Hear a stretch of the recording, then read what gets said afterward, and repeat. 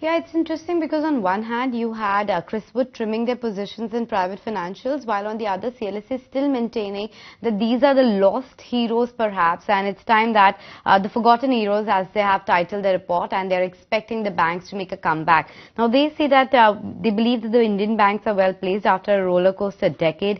They say that the Lagarde stocks, which have been the private sector banking names, should give better returns from here on, given good business outlook and inexpensive valuations as per them. So they are talking about how banks are trading at valuations in terms of PE at between 10 to 15 times versus the average of Nifty of around 18 times.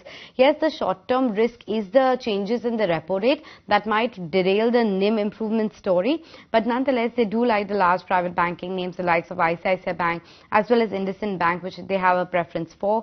They say that the loan growth has picked up on a sustainable basis, and now this mid-teen kind of or low-teen kind of growth is something that you should expect going forward as well. Deposit growth continues to pick up. It's expected to pick up further, and the high CA ratio makes private banks competitive at this point of time. So the funding cost is better or similar to the PSU banks. So there's no edge per se that the PSU banking names have, and purely because of the underperformance so far, they are bullish on the banking sector going forward, especially large private names. Yeah, I mean, this is the most consensus trade in the market that what will go up now is private banks. Why? Because they achieve time-wise correction and the FI selling clearly seems to be reducing.